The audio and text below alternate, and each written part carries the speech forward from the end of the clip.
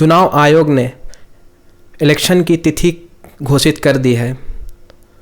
19 अप्रैल से 1 जून तक वोट डाले जाएंगे और नतीजा 4 जून को आएगा। इसी के साथ ही पूरे देश भर में आदर्श आचार संहिता लागू हो चुकी है। धनबाद में भी 25 मई को वोटिंग है और इस बार 543 सीटों के लिए लोकसभा चुनाव हो रहा है। आज हमारे साथ हैं सामाजिक कार्यकर्ता मोहम्मद इरशाद जी, जो कि सामाजिक कार्यों में बढ़ चढ़कर हिस्सेदारी करते हैं और ब्लड डोनेशन कैंप चलाते हैं, खुद भी ब्लड डोनेट करते हैं और लोगों को भी प्रेरित करते हैं। राहुल गांधी, जो कि 2 चरणों में भारत जोड़ो यात्रा उन्होंने चलाया है और अभी 16 मार्च को ही मणिपुर से लेकर मुंबई तक भारत जोड़ो न्याय यात्रा का उन्होंने समापन किया। और राहुल गांधी बात करते हैं सामाजिक न्याय की, जिसकी जितनी हिस्सेदारी उसकी उतनी भागीदारी। रोज़गार की बात करते हैं, आपसी भाईचारे की बात करते हैं, लेकिन कहीं ना कहीं लोकल लेवल पे जो इस पर क्या अमल होता है या नहीं, आइए जानते हैं जनाब इरशाद साहब से।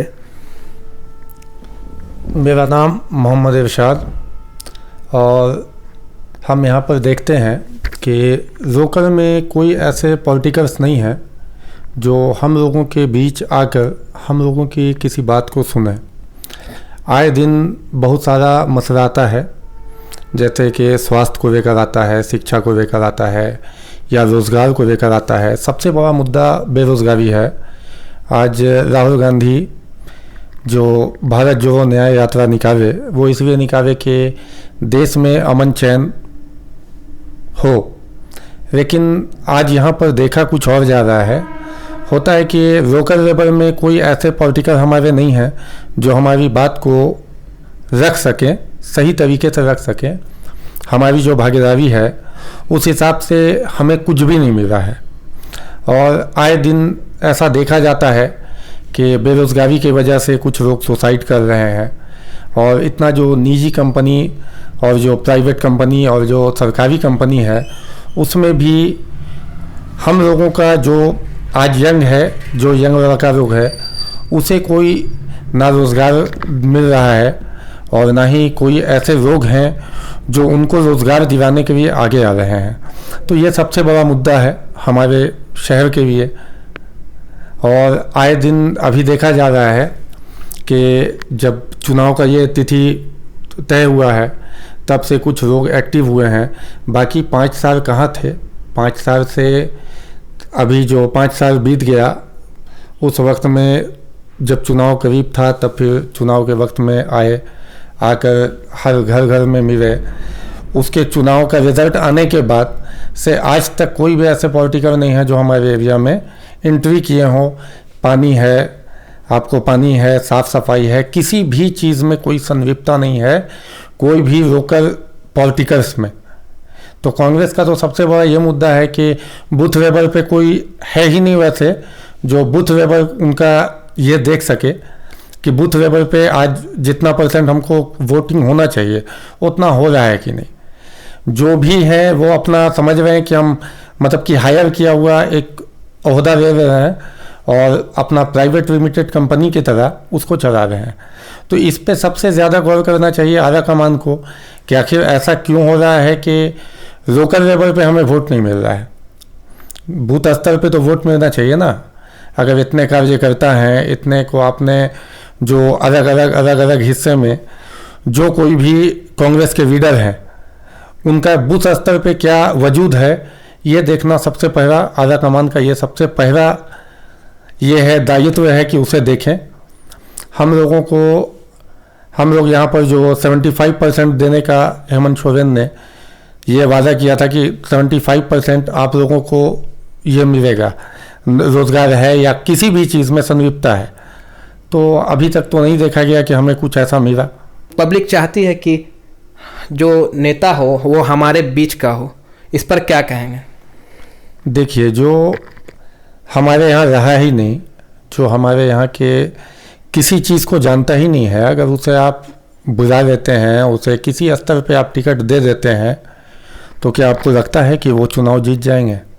चुनाव जीतने के लिए आपको ज़मीनी स्तर पे आना होगा। ज़मीनी पैठ आपका क्या है?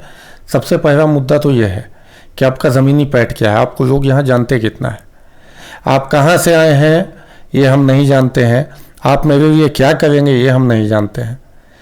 वादा तो हर चुनाव में होता है, पर आपका इरादा क्या है ये हमको जानना होगा ना।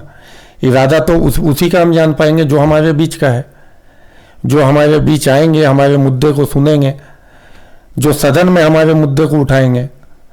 बहुत सारा आज एम्स है क्या हमारे पास? आज यहाँ से धनबाद से दिल्ली के लिए ट्रेन है क्या हमारे पास? वंदे भारत का स्टॉपेज है क्या यहाँ पर? तो सबसे बड़ा मसला तो ये है कि हायर किए हुए लोग को बुलाया जाता है, उन्हें टिकट दिया जाता है। टिकट आप ऐसे को दें, टिकट उसको दिया जाता है जो ज़मीनी स्तर पे उसका कुछ पैठ हो। कि आखिर ऐसा क्यों होता है कि हम वोटिंग कर देते हैं पर उसके बाद कोई पॉलिटिकल्स नज़र नहीं आते हैं? जीत हो हार हो वो अपनी जगह है, पर कम से कम हमारे मुद्दे को सुनना और सदन तक उठाना ये तो आपकी जिम्मेदारी है, आपकी दायित्व है, पर ऐसा तो होता नहीं है। और अभी देखा जा रहा है कि जो भी लोकल नेता हैं, लोकल पॉलिटिकल्स हैं, वो क्या करते हैं, आखिर बूथ लेवल पे उनका क्या जिम्मेदारी है, इस चीज़ की जांच होनी चाहिए। आज बेरोज़गारी सबसे ज़्यादा है, तो उस मुद्दे को कौन उठाएगा? जो हमारे पॉलिटिकल्स हैं जिन्हें हम वोट देते हैं, हम तो उन्हीं से उम्मीद करेंगे ना। जब वही नहीं उठाएंगे तो हम उम्मीद किससे करेंगे? और ऐसे लोगों को देना चाहिए टिकट, तो उन्हीं को मिलना चाहिए जो यहाँ के हों, जिनका ज़मीनी स्तर, ज़मीनी सतह पर कुछ अपना वजूद हो। अब अगर बाहर से हायर करके आप किसी को भी लाएंगे तो उनको समझने में यहाँ वक्त लग जाएगा। राहुल गांधी जिस तरह से मेहनत कर रहे हैं, उस हिसाब से ज़मीनी स्तर के जो भी नेता हैं उन लोगों को सामने आना चाहिए। जो आज बहुत सारे पॉलिटिकल्स ऐसे हैं जो सिर्फ चुनाव के वक्त में दिखते हैं, चुनाव के बाद उनका कोई मतलब पार्टी के लिए क्या समझिए कि समाज के लिए, ना ही पार्टी के लिए, कम से कम समाज के लिए तो आना चाहिए आगे। ना समाज के लिए आते हैं, ना पार्टी के लिए आगे आते हैं, तो वैसे को टिकट देने से कोई फ़ायदा नहीं। चलिए, बहुत बहुत शुक्रिया इरशाद जी हमसे बात करने के लिए।